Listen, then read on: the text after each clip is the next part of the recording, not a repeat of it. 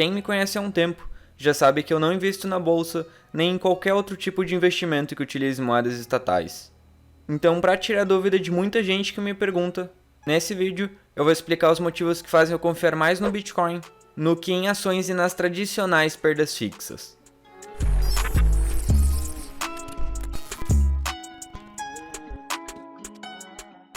Olá, sejam muito bem-vindos a mais um vídeo. E hoje eu vou compartilhar alguns dos motivos que me levaram a não fazer mais investimentos na Bolsa de Valores nem no Brasil.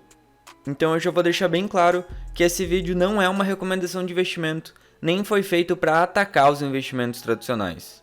Eu só estou compartilhando alguns dos fundamentos e considerações que eu sigo e que me fizeram entender e optar por investir só em Bitcoin. Então já deixe seu like e inscreva-se no canal, que isso me ajuda muito a trazer conteúdos como esse. Investir em ações pode até parecer uma opção muito boa para se obter rendimentos através dos lucros de determinadas empresas, dando a possibilidade para qualquer um poder participar dos lucros da empresa. No entanto, é muito importante compreender que existem diversos aspectos complexos e delicados por trás desses investimentos. Então eu separei alguns dos principais para explicar de forma clara para que você também possa entender. Quando você adquire ações de uma empresa listada na Bolsa de Valores, você está se tornando um acionista. Isso significa que você compartilha dos lucros e dos riscos relacionados à companhia. No entanto, essas ações podem ser subdivididas, ou seja, a empresa pode aumentar o número de ações disponíveis no mercado, o que pode afetar diretamente sua participação nos lucros. Além de que as empresas têm total liberdade para mudar a equipe gestora, o que pode resultar em diferentes estratégias de gestão e, consequentemente, impactar nos resultados financeiros. As regras de uma empresa também podem ser modificadas ao longo do tempo, o que pode afetar diretamente a cotação das ações. Outro ponto muito importante é a influência que eventos externos têm em ações, como políticas públicas, eventos setoriais e até algumas ações de marketing que deram errado. Mas um dos pontos mais delicados é a centralização de informações, já que nem todas as informações de uma empresa são divulgadas publicamente, o que pode dificultar o acesso a dados complexos e precisos para embasar suas decisões. E essa falta de transparência pode gerar riscos adicionais para os investidores, uma vez que eles podem estar tomando decisões com base em informações desatualizadas ou incompletas.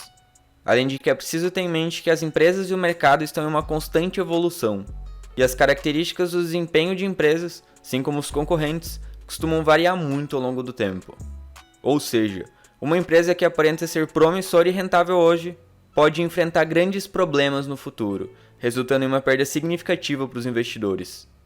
Um exemplo recente que deixa claro esses riscos é o caso das Americanas, uma grande empresa que à primeira vista parecia confiável, mas que escondeu um rombo bilionário por anos, que só veio à tona depois de identificarem algumas inconsistências nos papéis da empresa, fazendo as ações despencarem mais de 90% em um único dia.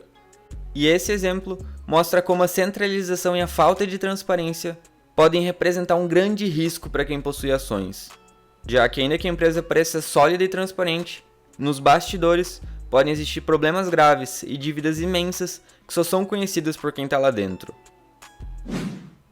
Entender o funcionamento das ações e o risco envolvido nesse tipo de investimento é fundamental, já que ao comprar ações, se espera que aconteça uma valorização significativa ao longo do tempo, compensando o risco assumido. E no mínimo, se espera que o investimento pelo menos te proteja contra a inflação. No entanto, no caso das ações brasileiras, isso não costuma acontecer de forma consistente. Embora a Ibovespa, o índice que representa as principais ações brasileiras, tenha atingido recordes históricos em termos nominais, essa valorização não tem acompanhado adequadamente os índices de inflação. Para você entender tudo isso, primeiro você precisa entender a diferença de valorização nominal e valorização real. A valorização nominal representa o aumento absoluto do valor de um ativo, sem considerar a inflação. Ou seja, é o crescimento do valor em termos nominais, sem levar em conta o poder de compra real. Já a valorização real leva em consideração a inflação, ou seja, a perda de valor da moeda ao longo do tempo, que é calculada descontando a taxa de inflação do período, refletindo o aumento do valor do investimento em termos de poder de compra atual. Um exemplo prático disso pode ser observado nos últimos 5 anos. Se a gente analisar o desempenho da Ibovespa, descontando a inflação oficial do acumulado desde 2017, podemos ver que ela sai no negativo. Embora em termos nominais, ela dá a impressão de ter crescido. Além de que é muito importante ressaltar que os índices de inflação nem sempre refletem a realidade, pois podem facilmente ser manipulados. Portanto, para medir a capacidade das ações de acompanhar a perda do poder de compra, o mais adequado e preciso é comparar elas com a base monetária M2, pois quando um banco central passa a imprimir dinheiro em grande quantidade, é causada a inflação e o aumento generalizado dos preços de produtos e serviços. Então, analisando o M2 brasileiro só nos últimos anos, podemos observar um aumento significativo de mais de 50% da base monetária. Portanto, ao descontar a inflação causada pela impressão de dinheiro pelo governo, vemos que quem investiu em ações ficou muito mais exposto à perda do poder de compra. E isso significa que a Bolsa de Valores brasileira não acompanhou adequadamente a diluição do poder de compra da moeda. Apesar da valorização das ações, na prática, os investidores acabaram sendo afetados pela inflação e pela diluição do real causada pelas políticas do Banco Central. E essa situação se aplica não somente às ações em geral, mas também a diversos setores da economia brasileira. Se a gente comparar o desempenho da Ibovespa em relação a uma moeda menos pior, como por exemplo o dólar, também podemos observar uma perda significativa do poder de compra. Ao precificar a Ibovespa em dólar nos últimos 10 anos, podemos ver que a Bolsa brasileira apresenta uma desvalorização de cerca de 32%. E esses dados revelam a fragilidade das ações brasileiras em termos da perda do poder de compra. Esse cenário faz com que muita gente, assim como eu, questione as vantagens das ações em relação ao Bitcoin, já que o Bitcoin se destaca por sua descentralização, deflação, transparência e pela certeza de que não será manipulado por um banco central, diferente das moedas fiduciárias, em que as empresas da Bolsa de Valores se tornam reféns. E eu particularmente acho as ações mais arriscadas que o Bitcoin, principalmente devido a essa centralização e a certeza de que o Banco Central continuará imprimindo dinheiro e manipulando taxas de juros e índices de inflação. E agora falando um pouco de números, comparando o desempenho do Bitcoin com a Bolsa brasileira nos últimos 10 anos, vemos que o Bitcoin apresentou uma valorização de mais de 450.000%, enquanto a Bolsa brasileira trouxe um retorno de apenas 96%. Você até pode argumentar que analisar o desempenho do Bitcoin nos últimos 10 anos pode não ser representativo, devido à alta valorização que ele teve nesse período. No entanto, mesmo considerando apenas nos últimos 3 anos, desde o crash causado pela pandemia em 2020, o Bitcoin também superou as ações brasileiras. E essa realidade não se restringe só ao Brasil.